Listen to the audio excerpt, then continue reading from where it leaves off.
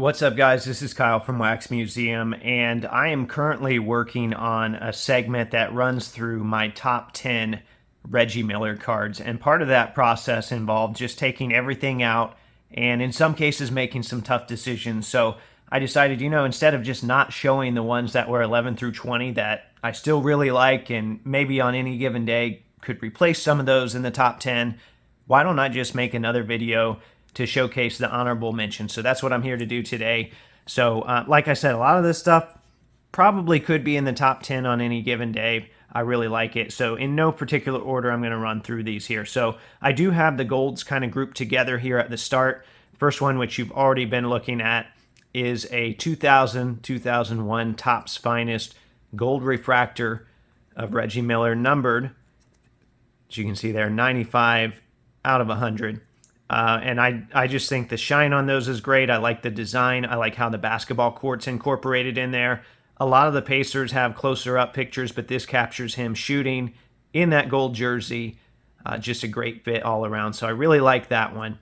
I wish the shine of these gold refractors was the same on these next two cards that I'm going to show you here. I know, 2003 Topps Chrome Gold gets a lot of attention because it is the first Topps Chrome set for basketball that had gold refractors. But if you look around the edges, the gold to me is just really dull.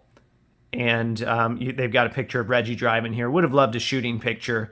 I don't want to discredit this card. I do still really like this card. You can see it's numbered 74 of 99.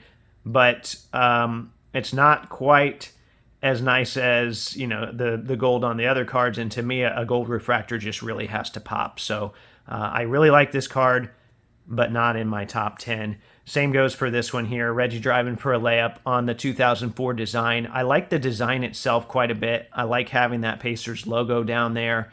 Pretty good shine on the picture itself, but the gold is also very dull. And then 2005, when Reggie retired, continued to be dull. The first really good Topps Chrome refractor we got, I felt like, was 2006. Well, unfortunately, Reggie was not in that set. So we got the 03, got the 04. That was his last standard Topps Chrome Gold refractor that he had.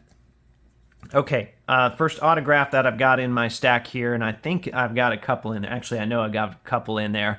This is from 2003, 2004, a set called Marquee Marks.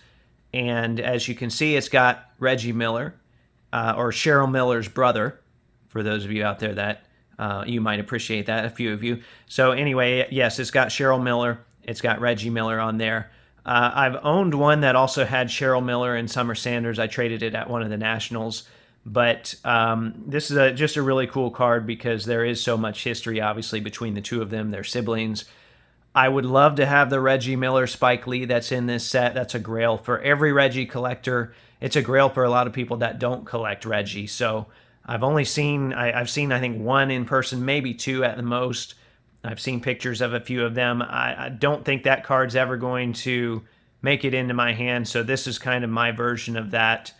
Still a nice card, and one of my nicer Reggie duels. I might show off. I think there's another one in this stack that I'll show off later on. All right. Speaking of duels, this is a dual relic that doesn't get a lot of attention primarily because people just don't know it exists. This is a set from 2000-2001 Topps called East Meets West, and it is a two-card set that was in Series 2 of HTA Jumbo Packs for, I think the odds were 1 in every 598 packs, and those were the Jumbo Packs. And these have NBA game-worn finals jerseys in them. And it's a two-card set. So the other one has Glenn Rice and Jalen Rose. So I had an opportunity to grab one of these on eBay and definitely jumped at that. I like the shack that it has. I don't know if that's just residue from under one of the patches or something, because there weren't any prime versions of this, so it's just all jerseys. But I got one with a pinstripe. I've got some with some sort of residue or something on the shack side. And this is the only dual NBA Finals branded relic that's got two Hall of Famers on it, because there's not a lot of just dual NBA Finals stuff in general. And these two guys are in the Hall of Fame. So that's the only version you're going to get out there. And I don't know how many of these there are. There can't be very many, though. I've only seen a few. I cannot find the Jalen Rose and Glenn Rice, and I've talked to a few collectors of those players, and they had a lot of trouble tracking those down as well. And I think maybe even one or two of them hasn't found one yet for their PC. Okay, here is another dual auto, and this one is important to me just because I've had David Harrison on the show. He was so kind to me for coming on and giving his time. He was a player that I collected when Ron Artest got suspended in 2004. He was a Pacers rookie, so I was trying to pick some of his stuff up. So to see the two of these on a card together, I didn't get this back in the day when I collected. That would have been too nice of a card for me to pick up at the time. But many years later, I was able to grab it for really a great price. I grabbed this before the pandemic boom, and I haven't seen a lot of these. They're still affordable. I think the inclusion of David on there as opposed to another teammate probably makes it affordable. But for me, it was perfect because I really liked Reggie, and then obviously had some ties to David as well.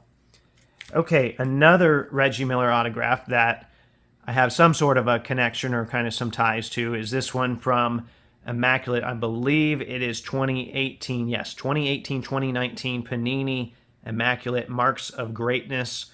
It's got a great acetate surface on it. Great looking autograph. Foil looks nice on this one as well. So the main reason I really wanted this, because I don't pursue a lot of Reggie Miller autographs, but I did some research on this picture, and this is from a game that I attended in Orlando in February of 2005. I didn't attend a lot of Pacers games during this time frame, so it was still kind of a treat for me to be able to get there.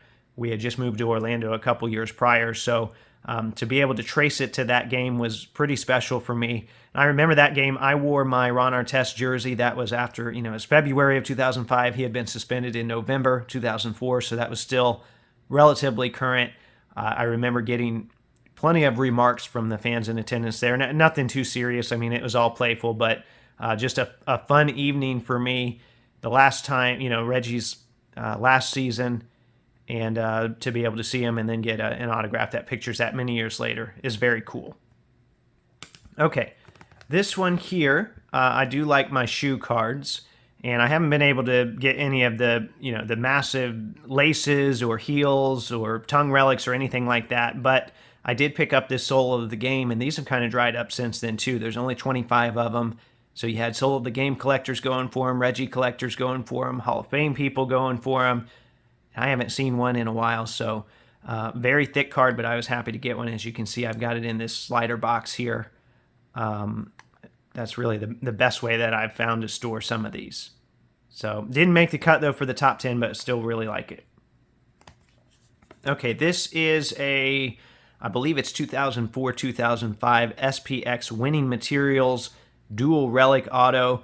This is a card in the past I probably would have ignored just because I'm more into the patches and I want the prime materials, but I got nostalgic for this one. I got it in a trade. I actually really like it. It mentions on the back that the pieces are from, one of them's from a warm-up, one of them's from game-worn shorts.